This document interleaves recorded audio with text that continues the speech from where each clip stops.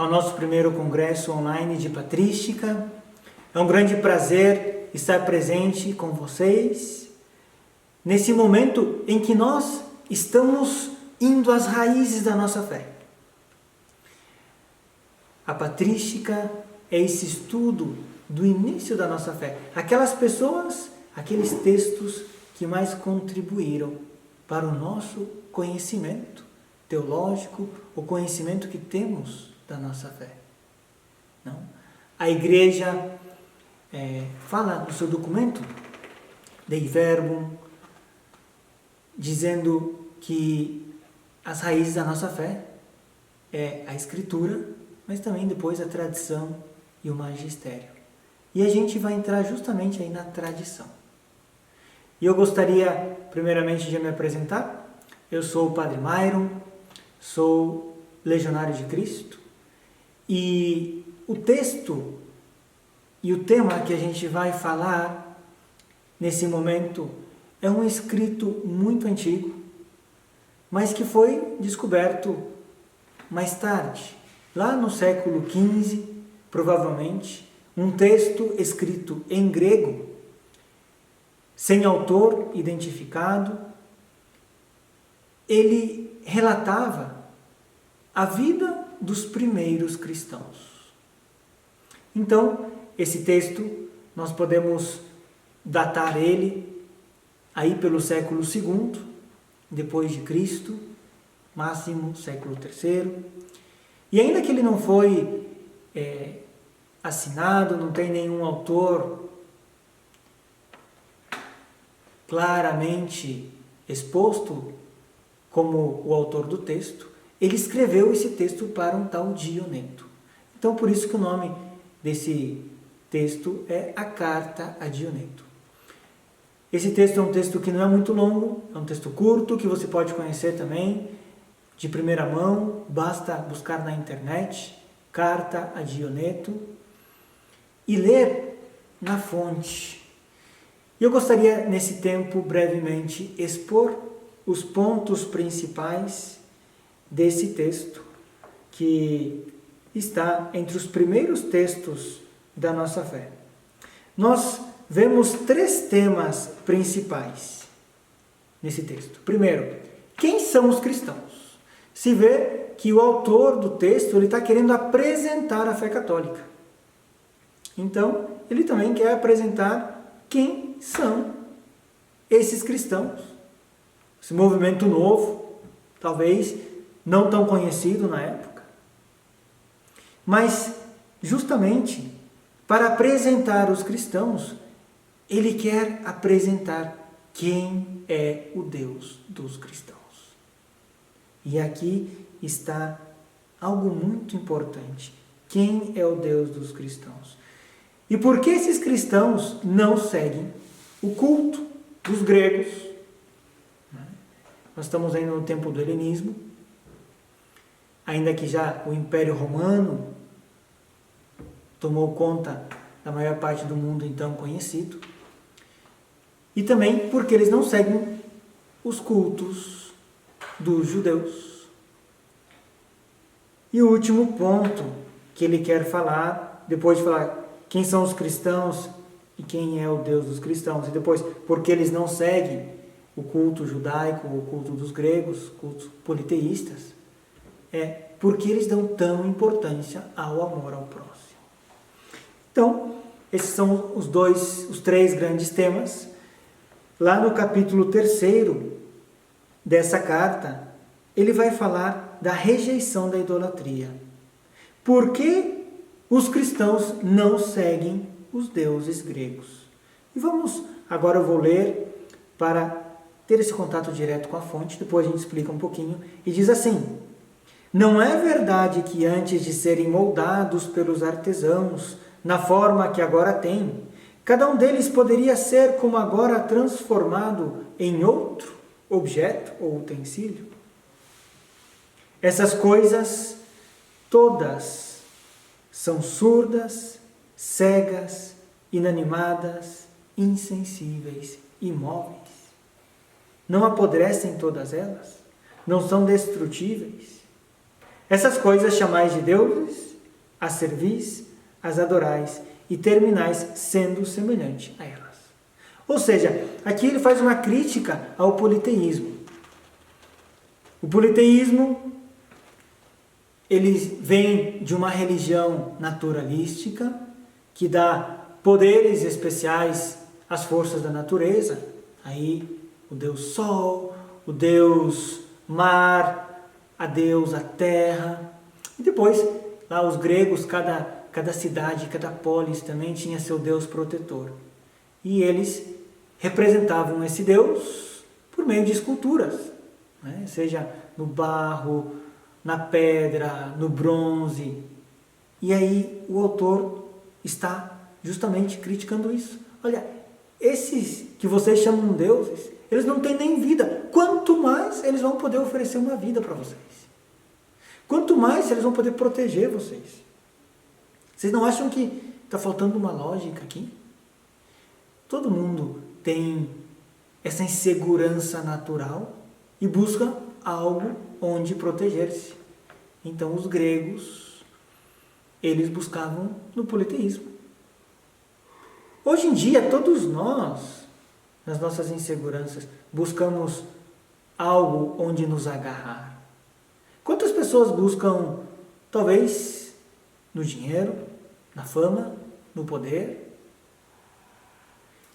A crítica que esse autor da carta de Oneto fala, olha, isso não passa de escultura, sem vida, corruptível, e que vocês vão acabar igualmente a elas. Ou seja, não tem sentido. Então, é uma crítica ao politeísmo. Depois, ele vai passar também a explicar por que o judaísmo não é a melhor forma de culto. Ele diz assim: aqueles que creem oferecer-lhes sacrifícios com sangue, gordura e holocaustos. Aqui, um breve parênteses, podemos lembrar lá o livro do Levítico, lá o livro da Torá, onde fala dos diversos modos de entrar em comunhão com Deus, principalmente por meio dos sacrifícios. Mas eles dizem assim: eles enaltecem com esses atos, mas não me parecem diferentes daqueles que tributam reverência aos ídolos surdos, que não podem participar do culto. Então ele entra com outro argumento. Já não é o argumento que esses ídolos, na verdade, não são deuses, não têm nem vida, não podem muito menos dar a vida. Porém, dessa religiosidade externa dos judeus, a quem ele está aqui se referindo, ele fala, na verdade, esse não é o melhor tipo de culto. Por quê? Porque, ainda que eles fazem rituais, eles não se diferem em nada dos gregos. Na vida prática, é o mesmo. Ou seja, essa religiosidade não tocou o coração deles para ser pessoas melhores, para que o culto deles seja um culto vivo, como Jesus dizia, em espírito e verdade. Lá, por meio do Evangelho de São João, nesse discurso com a samaritana, no capítulo 4. Então, depois dele ter falado dos gregos e dos judeus, ele vai apresentar quem são os cristãos. E depois ele vai falar por que esses cristãos são assim. Ou seja, quem é o Deus dos cristãos. E aqui é uma pedra preciosa. É uma joia preciosa. Esse capítulo 5 da carta de Oneto. E a gente vai dedicar mais tempo a isso. Né? Que diz assim, e eu vou ler, e depois a gente comenta. Os cristãos, de fato, não se distinguem dos outros homens, nem por sua terra, nem por sua língua ou costumes. Com efeito, não moram em cidades próprias, não falam língua estranha, nem têm algum modo especial de viver. Então ele está falando primeiro de quem são esses cristãos. Olha, eles não moram numa cidade separada. Eles não são um grupo fechado. Eles moram nas mesmas cidades. Eles têm os mesmos trabalhos.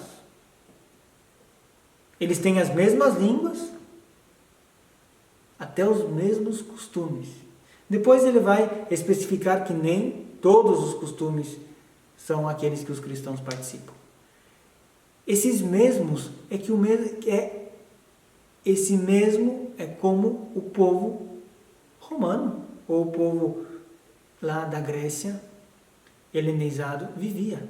Eles falavam grego, falavam latim, eram juristas, eram artesãos. Eles viviam nas casas, se casavam. Então, o que eles têm de diferente?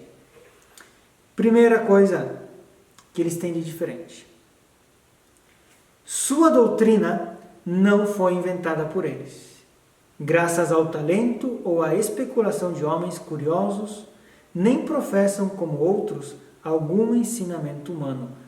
Aqui a gente já vê uma diferença enorme. A doutrina deles, o ensinamento que eles professam, não é fruto deles. Não foi um anjo que desceu do céu e falou para eles. Primeiramente, ele está falando da inteligência. Não foi um estudioso que chegou, eu acho que isso aqui é a melhor religião. Pelo contrário. E aqui ele vai voltar ao argumento anterior. Vivendo em casas gregas e bárbaras, os bárbaros eram considerados aqueles que não conheciam a língua grega, antigamente. Depois, historicamente, eles foram já identificados com os povos germânicos que vinham do norte do Império Romano e que não tinham essa cultura helenizada. Então eles não conheciam, não falavam a língua grega.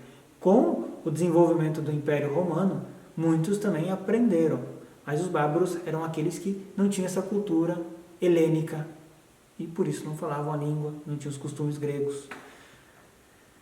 Vivendo em casas gregas ou bárbaras, conforme a sorte de cada um, e adaptando-se aos costumes do lugar, quanto à roupa, ao alimento e ao resto,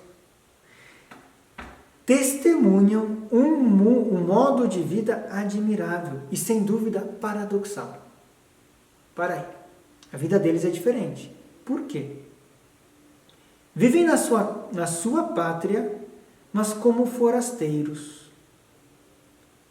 Ou seja, eles estão aqui, num país onde eles vivem, mas se sentem estrangeiros. Participam de tudo como cristãos e suportam tudo como estrangeiros. Toda pátria estrangeira é pátria deles, e cada pátria é estrangeira para eles. Então, aqui ele está falando, primeiramente, de que, ainda que eles estão aqui, parece que eles não se sentem em casa. Por que eles não se sentem em casa? Casam-se, como todos, e geram filhos, mas não abandonam os recém-nascidos. Põem a mesa em comum, mas não o leito. Estão na carne, mas não vivem segundo a carne. Então, aqui ele já vai falar uma coisinha. Ainda que eles casam, geram filhos, ainda que eles partilham as mesas, eles não partilham o leito. Uma das causas históricas da queda do Império Romano foi a grande imoralidade que os romanos viviam. E aí, a gente pode ver na carta aos romanos todo tipo de imoralidade. Ele explicita dois atos imorais. Partilham as mesas, mas não o leito. Por quê? Porque partilhar o leito significa que ia para a cama com qualquer um, com qualquer uma, e iam trocando. Não, aqui ele está defendendo que esses cristãos viviam sim, se casavam, geravam filhos, mas a família era algo sagrado para eles. Tanto assim que a vida, como dom de Deus, também é um dom sagrado. Por isso, eles, como diz aqui, não abandonavam os recém-nascidos. Na cultura antiga, grega e latina, já existia essa mentalidade eugênica, ou seja, de seleção. Aquelas crianças lá para os gregos, principalmente de Esparta, os homens que recém-nascidos, que não eram considerados de boa constituição física, simplesmente eram abandonados, eram mortos. Muitas mulheres. Em Roma, você pode ainda visitar hoje, lá perto do Quirinale, onde atrás tem até a igreja de São Pedro em Vínculos, onde São Pedro ficou encarcerado. Tem um ponto muito alto de uma pedra e que gera um penhasco. E na antiga Roma, as crianças com defeitos, muitas delas eram jogadas lá de cima, o infanticídio, né? Então eles falam, olha, os cristãos não fazem isso. Eles têm a família como prioridade, como algo sagrado, têm a vida como sagrado. Eles moram na terra, mas têm a sua cidadania no céu. Obedecem às leis estabelecidas, mas com sua vida ultrapassam as leis. Amam a todos e são perseguidos por todos. São desconhecidos e, apesar disso, condenados. São mortos e, deste modo, lhes é dado a vida. E aqui ele vai falar um pouquinho de como são esses cristãos. Se eles se sentiam estrangeiros, é porque a pátria verdadeira deles está no céu. Se eles eram perseguidos e às vezes até mortos, e eles não fugiam disso, porque nesse período dos primeiros 3 séculos da igreja, a igreja vivia nas catacumbas porque eram perseguidos. Quantas perseguições, seja em Jerusalém, mas também depois em Roma, começando por Nero e depois todos os outros imperadores que simplesmente jogavam os cristãos aí no circo como espetáculo para serem devorados pelas feras, ou ser mortos de muitas formas. Eles, em certo sentido, esse autor está até falando que eles não davam tanta importância para essa vida terrestre aqui. Por quê? Eles eram cidadãos do céu. Eles viviam bem a vida deles. Não tão diferente em algumas coisas como os outros, mas muito diferentes em outras coisas. Aqui eu respeito a família, a sacralidade da vida. Por quê? Eles eram cidadãos do céu. E depois também vai falar de outro motivo por que eles faziam isso. Moram na terra, mas têm sua cidadania no céu. Eles são injuriados, bendizem e são maltratados, honram, fazem o bem e são punidos como malfeitores, são condenados e se alegram como se recebessem a vida. Pelos judeus são combatidos como estrangeiros, pelos gregos são perseguidos. Aqueles que os odeiam não saberiam dizer o motivo do ódio. Então, nesse capítulo 5º da carta a Dioneto, que, a meu modo de ver, relata muito bem a vida desses primeiros cristãos, que eles tinham o coração deles e os olhos colocados no céu, mas os pés bem firmes aqui nessa terra. Mas, em vista de onde eles queriam chegar, eles viviam essa vida.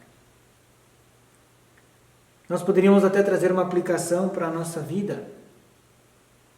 Quais são os critérios que orientam o nosso agir?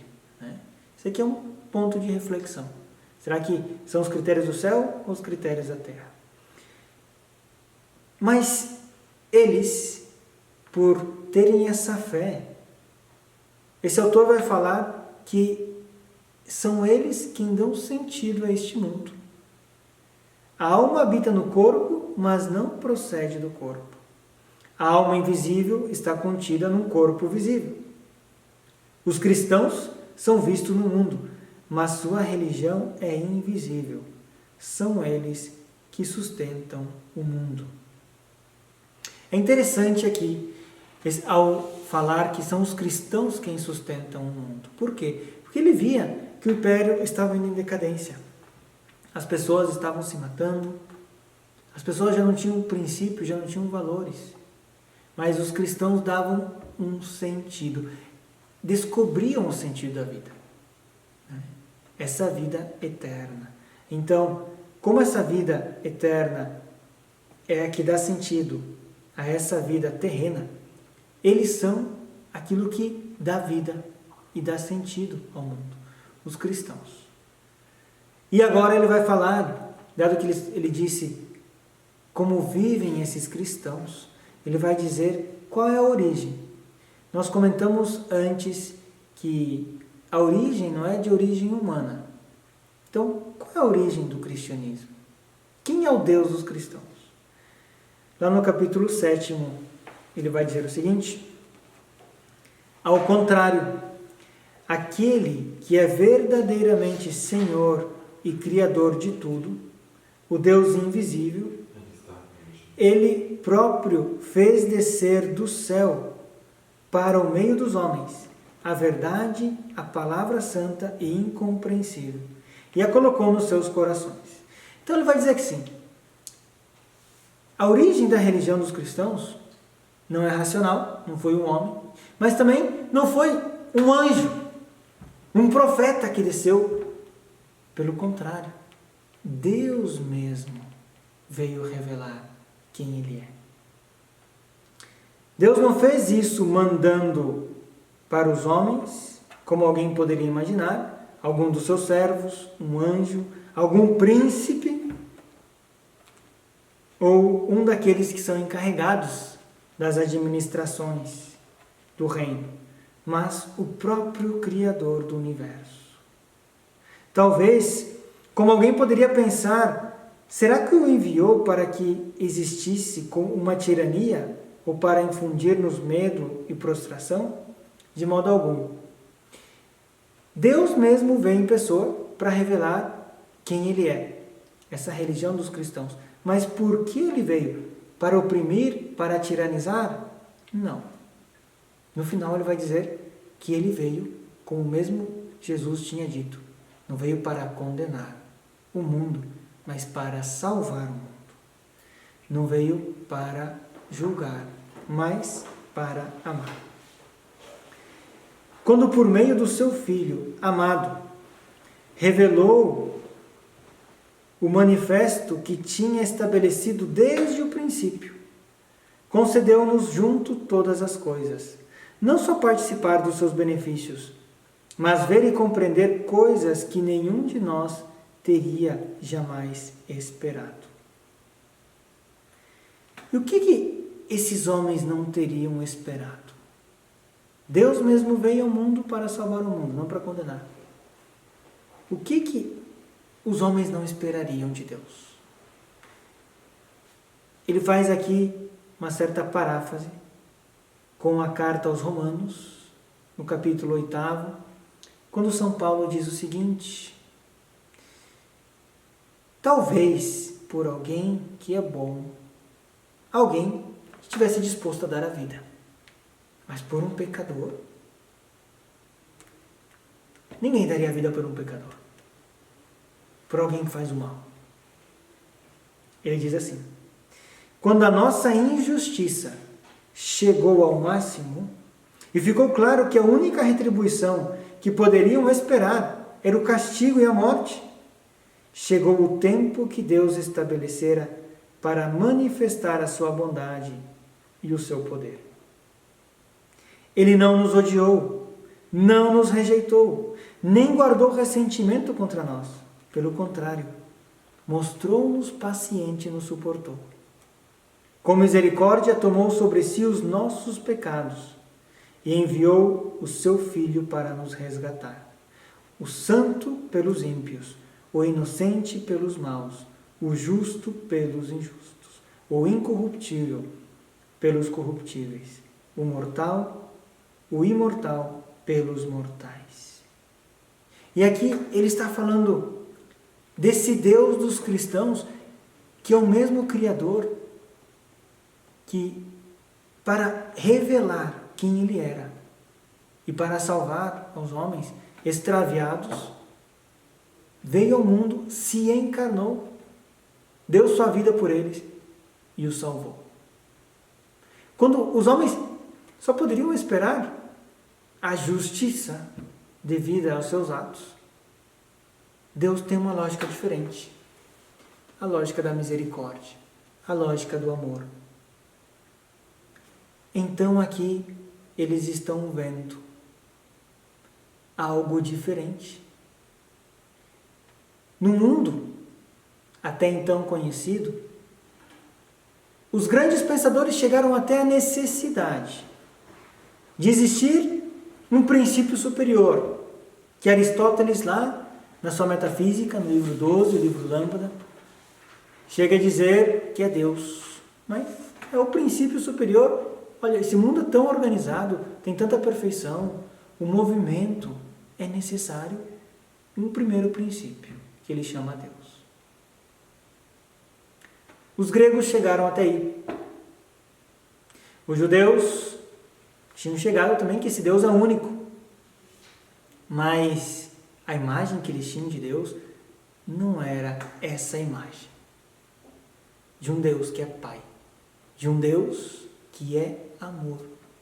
Lá na primeira carta de São João, no capítulo 4, São João resume toda a Sagrada Escritura, dizendo: Deus é amor. Então, esse autor está apresentando para Dioneto quem é o Deus dos cristãos. É um Deus que é amor, que é o mesmo Criador do universo, mas que se encarnou para tomar sobre si o pecado dos homens e depois para levá-los ao céu, porque lhes prometeu o céu. Jesus mesmo diz lá no Evangelho de São João que ele irá preparar uma morada para nós no céu. Dado que o autor tinha dito que eles vivem como estrangeiros, porque sua pátria é o céu, ele está dizendo que esse Deus, que é o mesmo Criador, que é o seu Redentor, os promete uma vida eterna. E aqui tem uma novidade. E essa novidade é a seguinte: a novidade dessa religião, que é uma religião não criada por homens, mas é Deus mesmo que revelou, uma religião totalmente nova, de um Deus que é amor, que é misericórdia, que dá sua vida pelos nossos pecados, de um Deus que nos promete a vida eterna, uma vida que não acabará, que o coração do homem, que todos os homens desejam. E aí ele convida o Dioneto a também tomar parte desse grande tesouro. Se também desejas alcançar esta fé, primeiro deves obter o conhecimento do Pai. Ou seja, conhecer quem é esse Deus que é amor. Porque se você quer viver essa fé sem experimentar o amor de Deus, não tem como. A religião dos cristãos não é uma moral a mais, não é uma ética a mais. É aquilo que mais tarde a gente vai ver na história da igreja, lá no antigo, 50 anos atrás, Introdução ao Cristianismo, de José Ratzinger, que depois foi a primeira parte também da sua primeira encíclica, Deus Caritas Est. O cristianismo não é uma moral a mais, é o encontro com uma pessoa que dá sentido à vida. Aquilo que o Papa Bento XVI falou ultimamente, primeiro como teólogo, depois como Papa, já o autor dessa carta tinha anunciado. Se também desejas alcançar esta fé, necessitas obter o conhecimento do Pai. desse Deus que é amor. Porque a religião dos cristãos não é uma moral, é uma religião, é um unir-se a Deus. Então é um relacionamento, é uma amizade com Deus, que é um Deus vivo. Não é o Deus dos gregos, porque aquilo não é Deus, porque eles não têm nem vida. Não é o Deus que os judeus falam, apesar que a gente vai saber que é o mesmo Deus, porque é o mesmo Deus revelado por Jesus, Ele que é Deus, Ele que é o Filho do seu Pai, o Espírito Santo. Mas não mudou a vida dos judeus. O Deus revelado aqui nessa carta, que é amor, é um Deus que toca o nosso coração, que toca a nossa vida e que nos muda verdadeiramente. Porque quando nós somos amados, nós podemos amar. Quando experimentamos esse amor de Deus, nós queremos corresponder ao amor de Deus. E aqui ele fala: Deus com efeito amou os homens. Para eles criou o mundo e a eles submeteu todas as coisas que estão sobre a terra. Deu-lhes a palavra e a razão, e só a eles permitiu contemplar. Formou-os à sua imagem, enviou-lhes o seu Filho unigênito, anunciou-lhes o reino do céu, e o dará àqueles que o tiverem amado. Olha, Deus criou o homem capaz de conhecê-lo.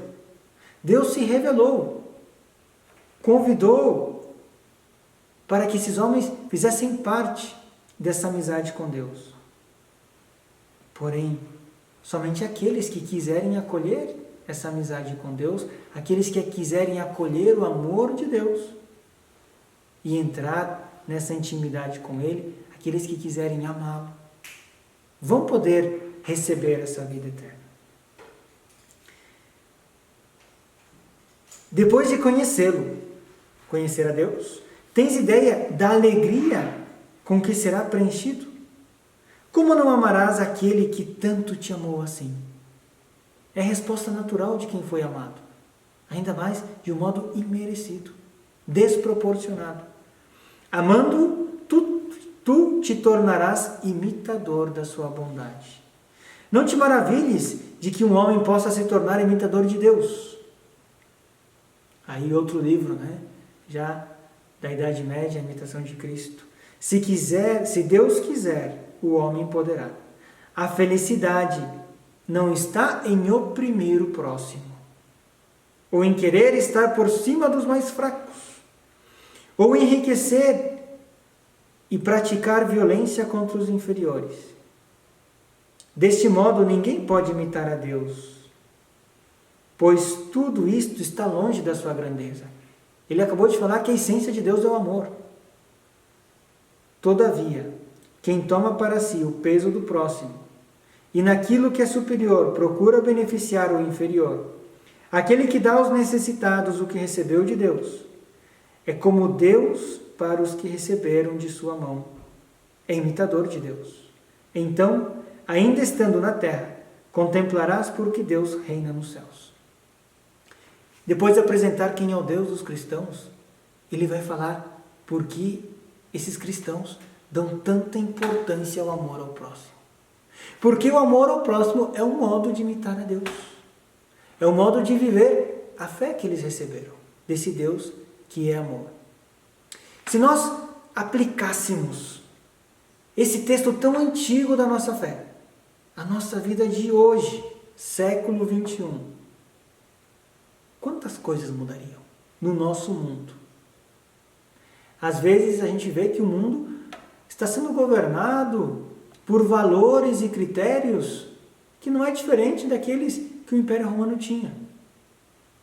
Opressão, poder, engano, corrupção, imoralidade. Mas isso não leva à vida. Pelo contrário, o amor traz a vida. Mas é um amor que primeiro foi experimentado. Ele começa assim: se desejas alcançar esta fé, primeiro deves obter o conhecimento do Pai. Que não é um conhecimento só intelectual. É um conhecimento experiencial. Então, essa carta de Oneto lá do início da nossa fé, ela traz tanta luz para o nosso tempo. Que esse congresso de patrística possa suscitar em nós esse desejo, como dizia aqui o autor, do conhecimento do Pai. São Jerônimo vai dizer mais tarde, né, que o desconhecimento de Cristo, melhor, que o desconhecimento da Escritura é o desconhecimento de Cristo. Se nós não conhecemos a palavra de Deus, não vamos conhecer quem é Deus. Se nós não conhecemos experimentalmente, uma experiência, o Pai, esse Deus que é amor, qual vai ser a nossa diferença com as pessoas que não têm essa fé? Nós podemos talvez até ter um conhecimento da fé externo, ter feito a catequese, ter recebido os sacramentos, mas não ter experimentado. Por isso, como judeus, a nossa vida não é diferente daqueles que não acreditam em Deus.